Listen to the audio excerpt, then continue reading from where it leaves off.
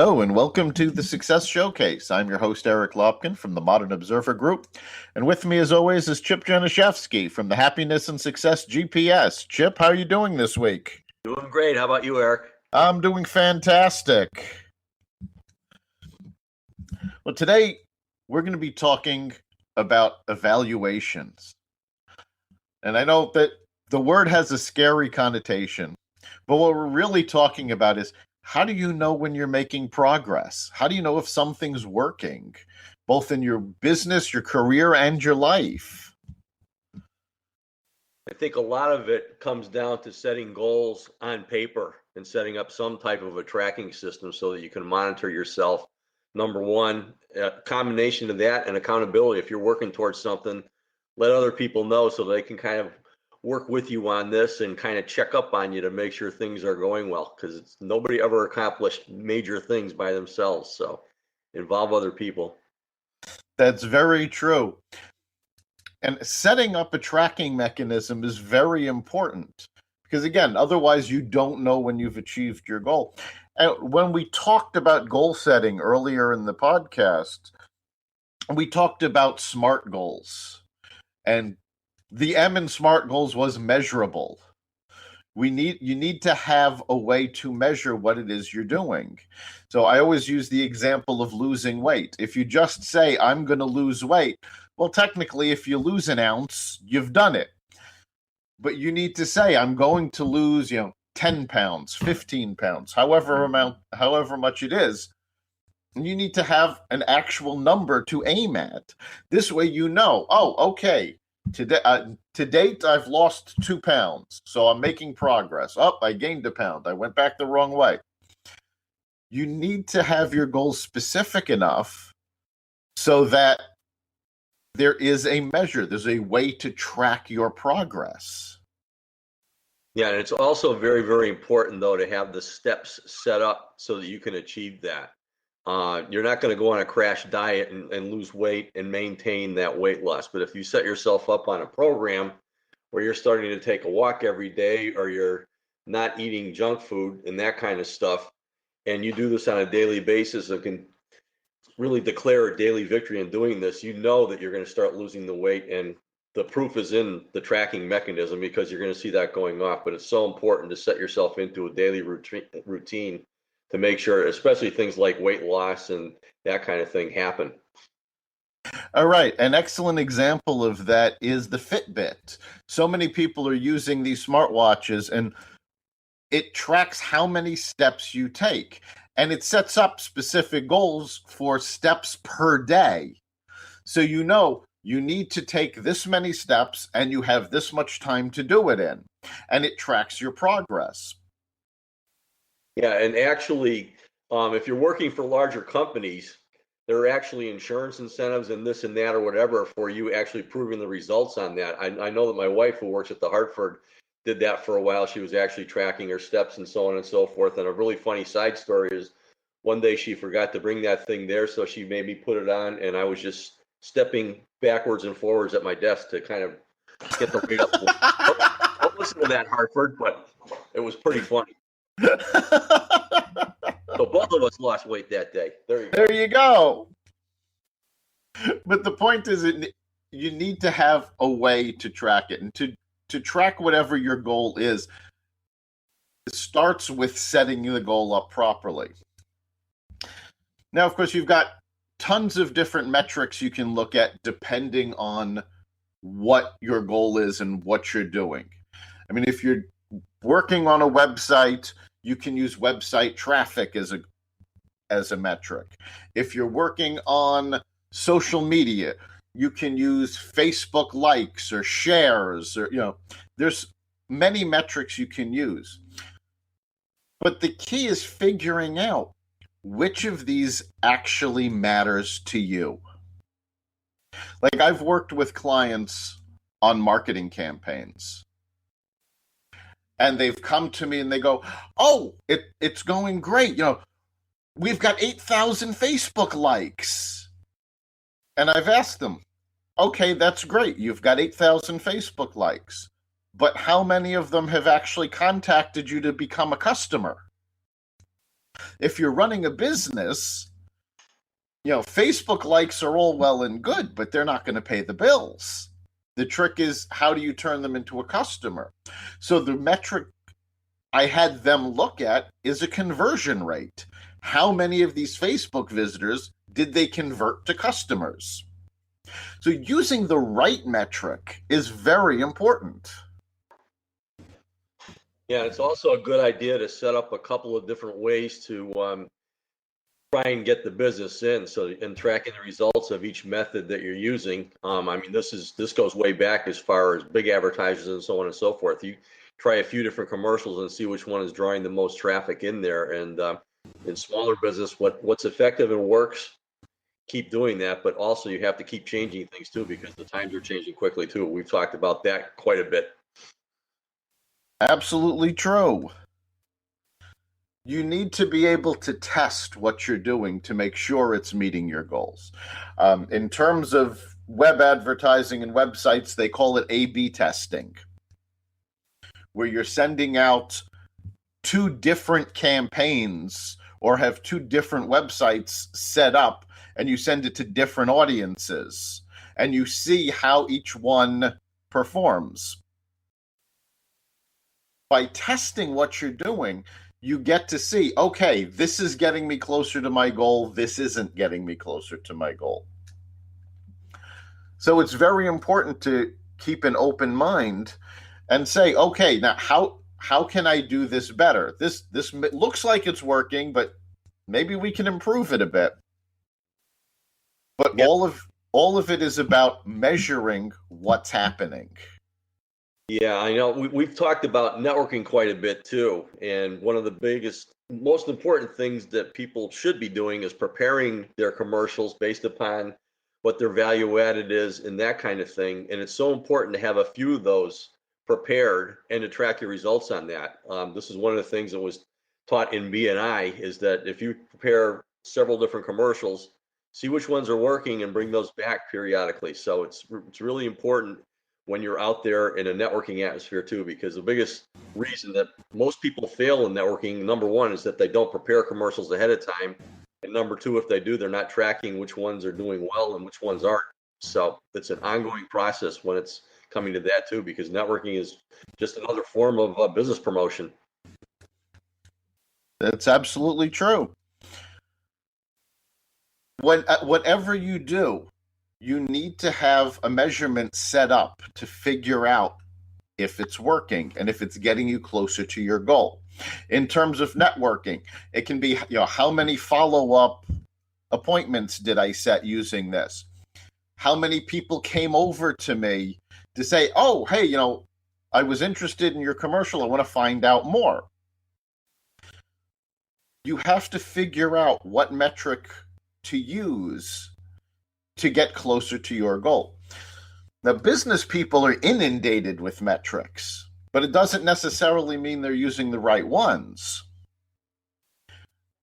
From accounting programs to web statistics to customer service metrics, there's a ton of measurements out there, but there's some basic things that you have to keep in mind. And it's what metric is important to your business or to your goal. I had a conversation one day with representatives from Yelp. And if you're not familiar with Yelp, it's a local directory site.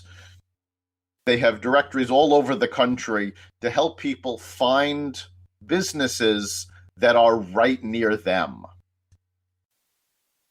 Well, they were trying to sell me on an advertising package. And they were giving me all of these metrics about how successful they are getting customers that are in a 2-mile radius from your location. Now, if you're a restaurant, that's fantastic. If you're a retail store, that's great. I run a coaching and consulting business. My clients are all over the country. A 2-mile radius means nothing to me. So if I had gone by their metrics, oh, yes, this advertising will work well for my business. Except their metrics weren't applicable to my business. So you have to be aware of what the metrics are measuring and do they matter to you? And of course, there's also tons of financial metrics. And most people, especially small businesses, look primarily at profit and loss. Did I make money? Did I lose money? And that's important. However, it's not the whole story. And you have to use other metrics to make sure things are going well. Well, especially in business. I mean, obviously profit and loss is important. However, if you sold $1 million and you're owed 900,000 of that for the last 6 months, you're right. So you have to monitor cash flow. Very, very importantly, it's more important really than profit and loss to run a business in most cases. That's exactly where I was going with this. I have had many clients come to me say, I don't understand. I mean, we're making money, but we're not succeeding. I can't pay my bills. It's like, because they weren't tracking cash flow. It's like, yes, they sold the services, but they hadn't gotten paid for them yet. So they had laid out the money and the time, but they weren't getting it back in. And before they were getting that money in, other bills were coming due. Cash flow is a major metric for any business to track.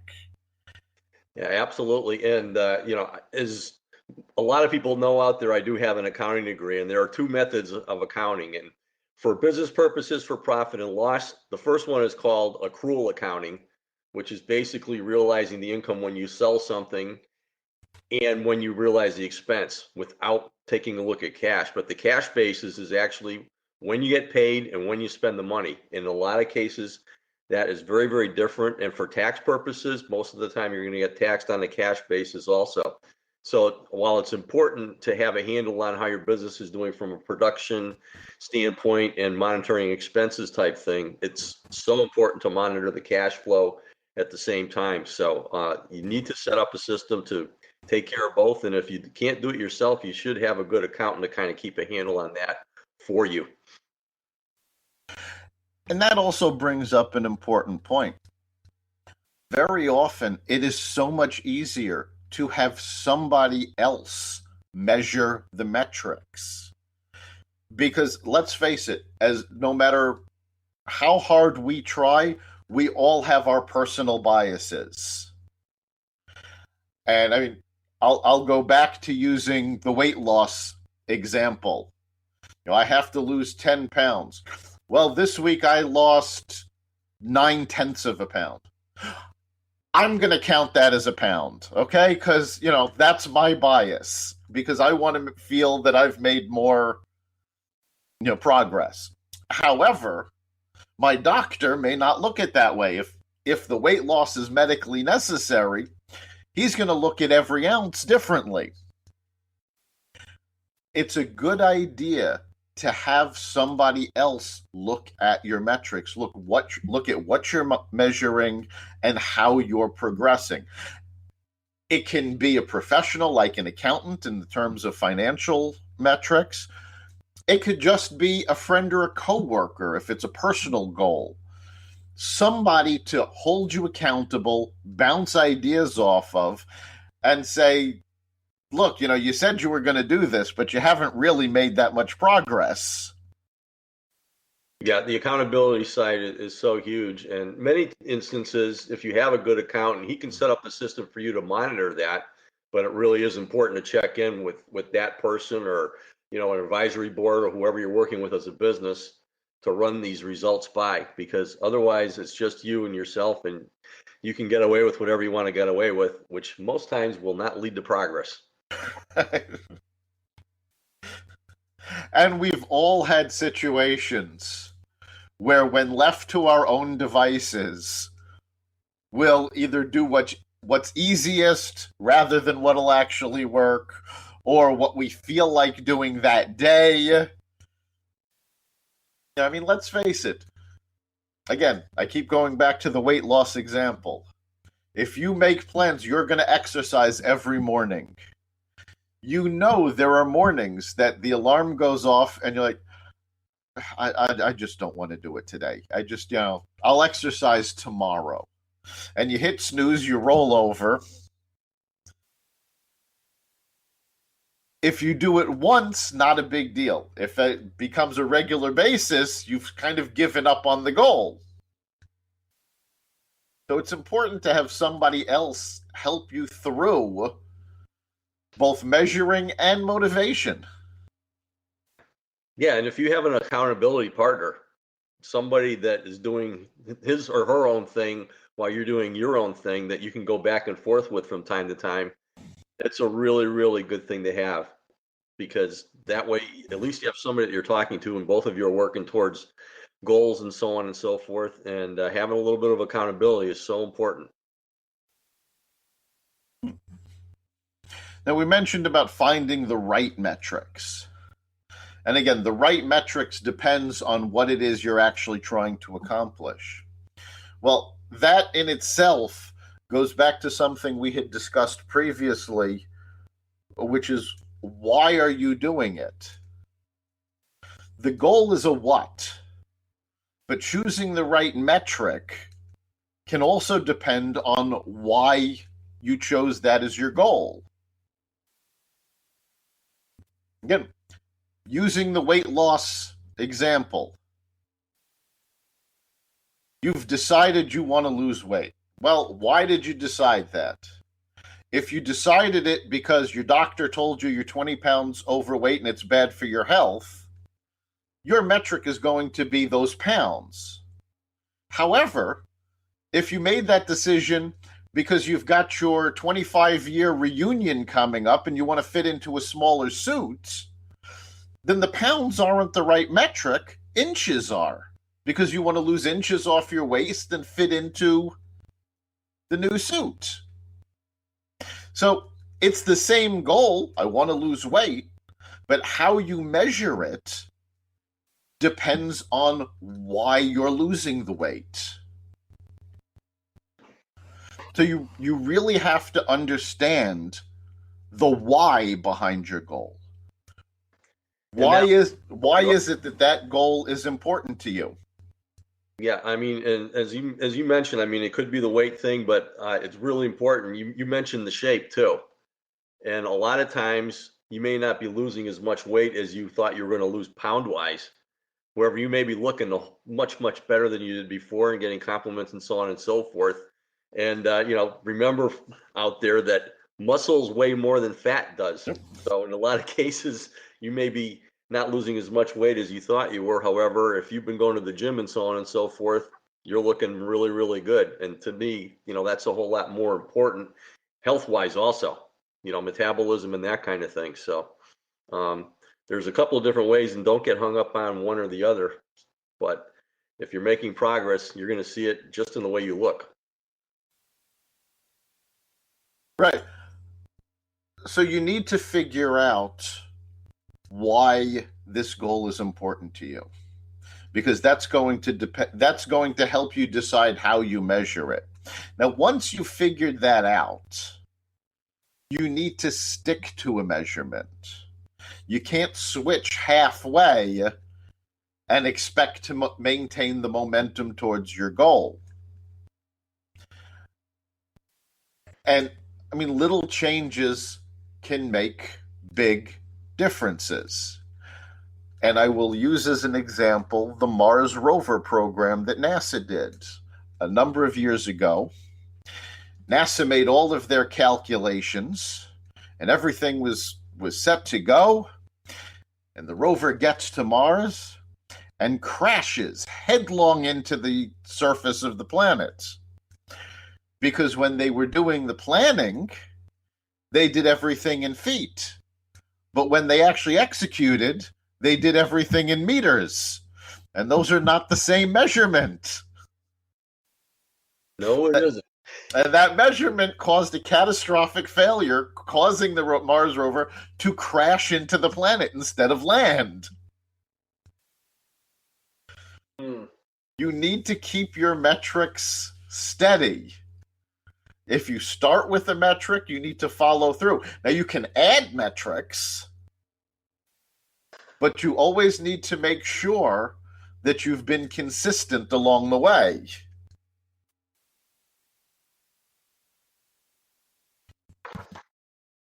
If you are working on other projects, I mean, sometimes if it's a weight thing, that's pretty simple as far as taking a look at what the metrics are.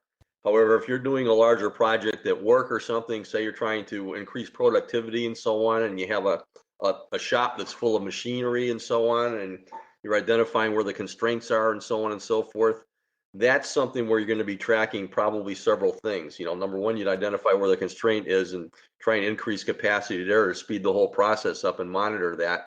But by doing that, once that's going, you might find another constraint. So sometimes things are more complicated where you do have to adjust along the way. And sometimes if it's a weight loss thing, it's simpler to monitor things. And that's why it's really important to break things down when you're starting. So you look at all the what ifs ahead of time and you can plan on adjusting or monitoring things for the purpose of adjusting if you have to. Right. As projects get more complicated, you do require more metrics. Now, this also can result in another situation where some metrics are progressing towards the goal very well, but other metrics are lagging. So you need to be able to identify what's working for each metric and what isn't working and why, and also figure out if it should be lagging. When people talk about the economy, they talk about lagging indicators and leading indicators. And all that means is that some indicators increase before an economy gets really good, some increase after the economy starts getting good. You can't look at a leading indicator and figure out what already happened because it's predicting what's about to happen. And if you're looking at a lagging indicator, that's telling you what's already occurred. So you don't want to make forward-facing predictions based on lagging indicators. You need to understand how your metrics interact with each other, with your goal, with your why. If you don't have that set, and most of it should be set right from the start, but if you don't have that set, you're going to face a lot of confusion later on over whether or not you're making progress. Yeah, the foundation up front is so important. You have to have that laid out. So we've talked about making sure your measurements match your goals. But what kind of measurements are there? What do you need to look at? And again, once you figure out your goal, there are tons of ways to measure, especially when you're dealing with a small business. Because you have customer satisfaction metrics, you have financial metrics, you have employee engagement metrics. Now, some of these are related. You're never going to have strong customer service metrics if you have weak employee engagement metrics. By the same token, it's very difficult if those metrics are bad for your financials to be good, although it is possible. It's really not sustainable, though. So you have to look at all the different types of metrics and figure out what is it that you are measuring. Are you looking at the financial health of your business? Are you looking at how sustainable your business is? Are you looking at, how much waste you're creating? There are hundreds of different metrics, and no one set of metric is ideal for every situation. You need to be able to identify what metrics to use. And that's going to take some research when you're starting out.